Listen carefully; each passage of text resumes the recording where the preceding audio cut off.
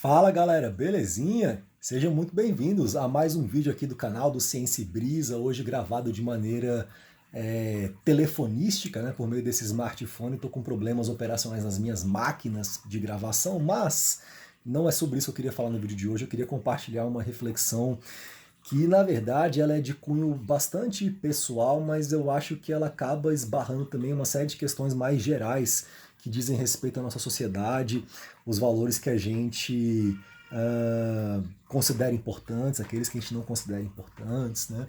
E essa reflexão começa por uma perspectiva pessoal, no sentido de que eu tenho andado assim muito frustrado com o atual estado das coisas, no sentido profissional, acadêmico, financeiro, né?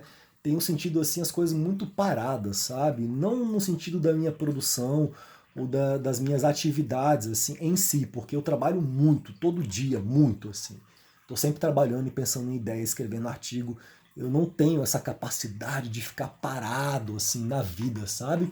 Mas eu tenho sentido assim um certo marasmo, uma dificuldade de progredir financeiramente, né? Muita dificuldade de pagar as contas, de manter um padrão de vida que na verdade é cada vez menor, assim, sabe? E mais difícil de ser mantido, né? E uma frustração devido a uma certa falta de esperança num cenário mais positivo para esse tipo de atividade que eu desenvolvo, né, que é a atividade científica, que eu acho que tem a ver um pouco, eu estava até refletindo sobre isso, com uma série de escolhas que eu fiz há muito tempo atrás para estar onde eu estou, e eu estou num ponto assim da minha trajetória acadêmica, da minha carreira, no qual eu considero que eu estou no ápice das minhas habilidades cognitivas, intelectuais, criativas, operacionais. Sei usar hoje em dia muito mais ferramenta do que eu sabia 5 anos atrás. Estou sempre evoluindo, progredindo, tendo ideias novas, escrevendo artigos melhores assim. Né? Tô onde eu sempre quis estar do ponto de vista daquilo que eu idealizava quando eu comecei a trilhar esse caminho de virar professor universitário, mestrado, doutorado, etc. Mas o que eu sinto que foi acontecendo é que eu fui caminhando nesse sentido e o mundo foi para cá, assim, saca? Quando eu comecei a fazer ciência ou a me interessar pela atividade científica, a trilhar esse caminho mesmo, né?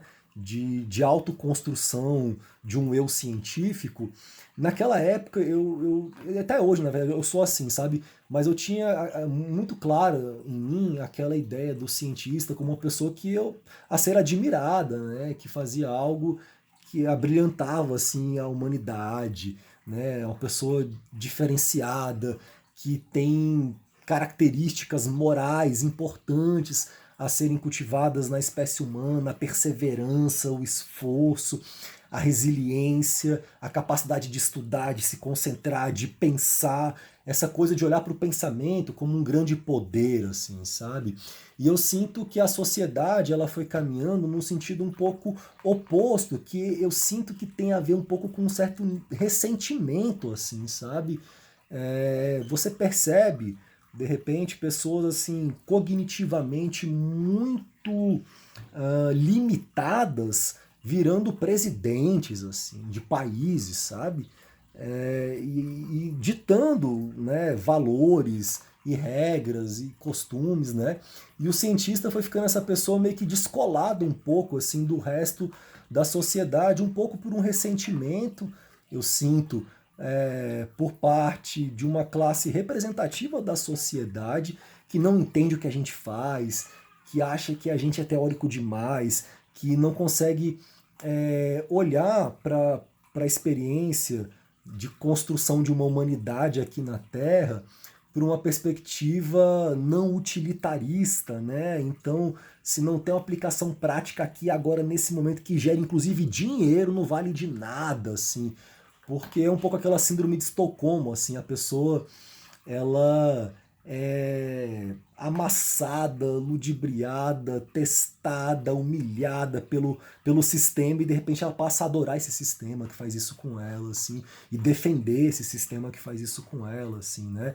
E vai incorporando aqueles valores em si, e aí de repente você tem uma sociedade ressentida, com pessoas assim que se dedicaram a pensar mesmo, muito seriamente, né, sobre questões bem amplas do espectro existencial, né? Eu falo aqui dos cientistas, mas na verdade eu acho que esse ressentimento também ele também é direcionado a outras classes assim de pessoas, né? Artistas, filósofos, poetas, né? E são pessoas que às vezes vão se tornando, né, filósofos, se tornando poetas, se tornando artistas, se tornando cientistas, num processo longo, de muitas escolhas, né, que vão se somando para que a pessoa consiga ir adquirindo as habilidades e potências para se transformar nisso que ela vislumbra ser. E ao mesmo tempo, quando ela chega num certo ponto assim, interno, né, de um certo nível uh, de sucesso mesmo nessa empreitada, o mundo foi para lá, assim, saca? E ela se vê ali, né, desvalorizada, frustrada. E eu sinto que isso acontece um pouco assim no meu âmbito, mas e aí chega num ponto que você fala, tá, e aí então? Mas aí eu vou então deixar de trilhar o meu caminho, deixar de cultivar essas virtudes, deixar de continuar perseverando nessa meta, nesse compromisso com a ciência, porque não tem possibilidade real de um aumento real de salário, né? E aí chega uma hora que você tem que fazer escolhas mesmo, assim, você tem filho, tem que pagar escolinha e tal, e às vezes não dá, cara, pra você, velho, fazer essas coisas assim, saca? E aí você fala, pô, então eu vou continuar fazendo isso para mostrar para quem isso, né? Para mim mesmo? Ou se eu deixar de fazer isso, for fazer outra coisa que me dê um retorno financeiro, será que eu não vou me ressentir comigo mesmo por isso também? E aí, cara, é uma sinuca de bico, é uma encruzilhada, é algo que exige muita deliberação, plano, né? Ou então, será que teria uma possibilidade, um plano possível para eu continuar fazendo isso que eu estou fazendo, continuar desenvolvendo essas habilidades, mas de uma outra maneira para poder resolver esse problema operacional de ter que pagar as contas no fim do mês? Né? Então, são várias as questões, assim, né? E que são as armadilhas, na verdade, da vida, e tem várias por aí, né? E ao tempo inteiro acho que vai ser assim, até o final, sabe?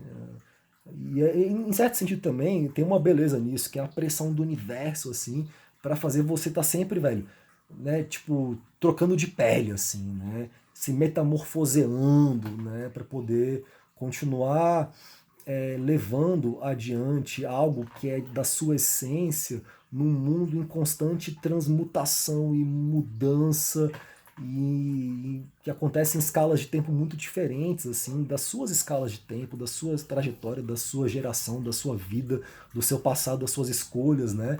E aí são as armadilhas que a gente tem que estar sempre muito atento, assim, sempre se atualizando e se consultando para pegar a nossa seta e apontar para um outro lugar, assim, porque no fundo, cara, isso acontece porque o tempo que demora entre você pegar um arco e flecha e você atirar a tua seta e mirar no alvo, e o tempo dessa seta chegar no alvo, ele é um tempo finito, não nulo, né? Demora um tempo. Então, cara, mas a gente tem que apontar para algum lugar essa seta. Pode ser que ela demore muito tempo para chegar, quando chegar ali, já mudou a intenção, o alvo já foi para lá. Né? E aí não bate no alvo, às vezes, porque o alvo fica mudando e a seta demora um tempo para chegar, mas a gente tem que tentar apontar para algum lugar, assim, né? E atualizar para onde você vai apontar em função dessas reflexões, deliberações, acontecimentos e meditações, assim, que são várias e que não tem fim nunca. Então é isso, galera. Eu queria compartilhar com vocês reflexões, que eu não sei nem que nome que eu vou dar para esse vídeo, porque é o que eu estou pensando aqui agora, assim, eu quis gravar e quis manifestar. Um beijo no coração de vocês.